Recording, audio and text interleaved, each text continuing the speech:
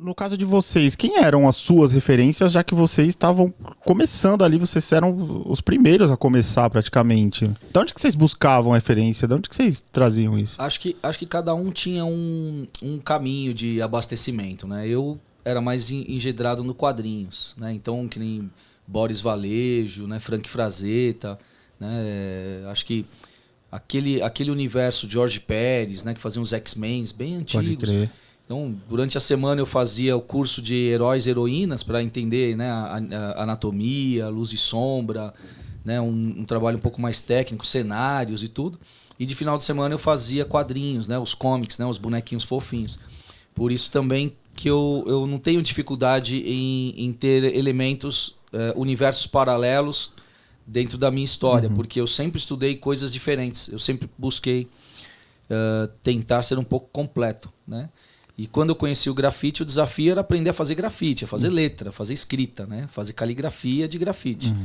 Então, esse foi um desafio. E lógico, quando a gente pintava com os gêmeos, então era eu e o Tinho e os gêmeos. Nossa senhora. E grafite é uma competição, não adianta. Então, às vezes eu fazia a letra, o Tinho fazia o personagem, às vezes eu fazia o personagem, o Tinho fazia a letra. E os gêmeos, enfim, os dois que eram iguais na época, tinham o mesmo peso, usavam o mesmo cabelo, as mesmas roupas. Era difícil até... Hoje, assim, tudo bem, né? Você percebe bem, convivência com eles também. Moramos juntos alguns momentos na Argentina, em outras partes.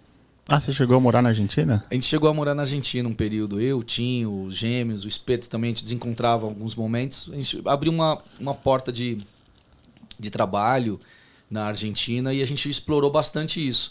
Não ganhava dinheiro, sobrava uma pizza de vez em quando.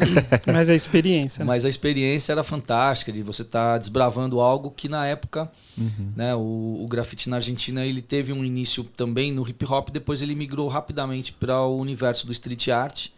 E o grafite em si acabou ficando muito no underground sem muita saída. Mas naquele período a gente fez muita coisa de televisão, de eventos grandes assim por lá, foi bem bacana. Que da hora, que da hora. E hoje é muito fácil, né? Você ir na internet, procurar essas coisas, essas referências. Na época não tinha praticamente nada, né? Onde que vocês buscavam? Você perguntou sobre até esqueci de responder, você perguntou sobre as nossas influências, isso. né? Então, a minha vinha mais do quadrinhos, o Espeto tinha um acesso a um pouco mais de informação de ilustração. Os gêmeos tinham a informação total assim, de um hip hop que mesmo a gente não conhecia tanto. Né? Eles já estavam mais prontos dentro, eles dançavam. Do hip hop. Desculpa. Tinham muitos discos, né, com grafites, então, de uma certa forma, eles já estavam mais à frente. O Tinho já vinha com uma informação mais punk, mais do skate também, que eu também tinha bastante. O Viché também dançava break, então estava mais ali equiparado com os gêmeos. E assim a gente foi mesclando. Né? Nessa época, os gêmeos faziam os personagens do Espeto, porque o Espeto já desenhava assim absurdamente bem. Já era de um nível Walt Disney, né? Basicamente. E assim a gente foi crescendo, mas a gente só começou a olhar referências externas depois que a gente já tinha o nosso caminho definido. Entendi. Então essas, para mim, pelo menos para o meu universo, é fácil de você identificar de onde eu me inspirei, mas você dificilmente vai encontrar um único elemento, porque isso foi surgindo, né, de vários detalhes até que você vai formando o seu espaço. Então é lógico, aprendi muito com os gêmeos, aprendi muito com o Espeto, aprendi muito com o Tinho. Da hora. E acho que ensinei um pouco também das coisas que a gente ia, né, de uma maneira louca, aprendendo e compartilhando. Da hora. E as técnicas no spray era ali na rua, na hora, no dia a dia. Você, que nem quando... Na época eu me lembro que eu descobri um biquinho de desodorante que funcionava muito bem, né, nas latinhas. E aí um vai contando pro outro, isso foi proliferando. E depois de um ano você ia no mercado e comprava os desodorantes sem bico e tinha que pegar o bico na caixa. Isso em todo o Brasil, né? Então foi uma coisa meio... Era um furto dentro de uma certa licença poética. Sim. Né? Mas a gente, não era um valor daquilo, né? O valor financeiro. E sim você ter algo que era diferente. E que te possibilitava fazer uns tracinhos que os outros bicos não davam. Então, mas assim que a gente foi aprendendo, passinho por passinho. Caramba, e tinha um ponto de encontro ali, onde vocês se encontravam? Onde que vocês se encontravam geralmente? Era no Anhangabaú ali? A comunicação naquela época era meio precária. Assim, existiam alguns points já. Mas eu acho que tanto eu como os Gêmeos, o Espeto, a gente acabava combinando entre a gente e marcava às vezes um dia, um lugar. E ia na casa de um, na casa de outro, às vezes por um aniversário. Eu dançava break às vezes na frente da casa dos Gêmeos, lá colocava o tapetinho. Sonzeira. Né, um boombox ali, e a gente se divertia, era muito legal.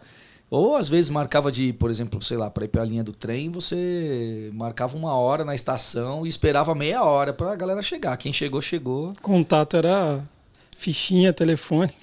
Você ligava, quase ninguém tinha telefone em casa, né? Então você marcava 1 hora e ligava pro telefone do bar lá da rua. Tipo o bar do Mou, né, mano? Você liga, o fulano tá aí. Peraí, vou chamar, entra nos becos. Ou ligava no vizinho, deixava um recado, falava que você ia ligar de novo determinada hora. Realmente era bastante difícil. Telesp. Caramba, que louco, que da hora. Ao mesmo tempo, essa dificuldade também era muito bacana. Eu me lembro quando eu e o Espeto fomos na Avenida Paulista comprar o livro O Spray Can Art e o Subway.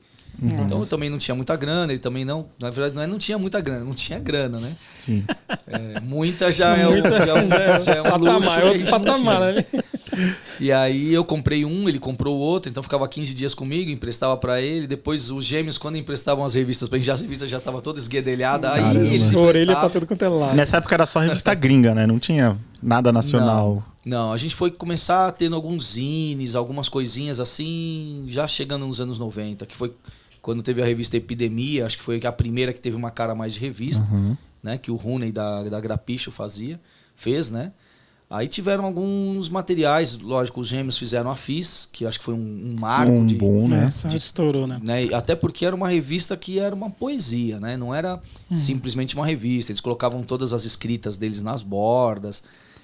Ou seja, era uma obra de arte. Eu fiz revista por 10 anos, né? A Grafite. Sim, a gente vai entrar nesse assunto, que a gente não fala tem disso, como. claro. Mas assim, a proposta que eu tinha era uma proposta jornalística. Os Gêmeos fizeram algo muito além disso. Eles fizeram realmente uma obra de arte num formato informativo. Né? Entendi. E tinha muito apoio nessa época aí?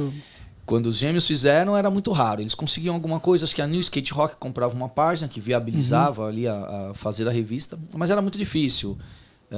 O sonho, né, de você fazer uma revista se tornar lucrativa, profissional, era algo assim inviável ainda na época. Era feito realmente por paixão.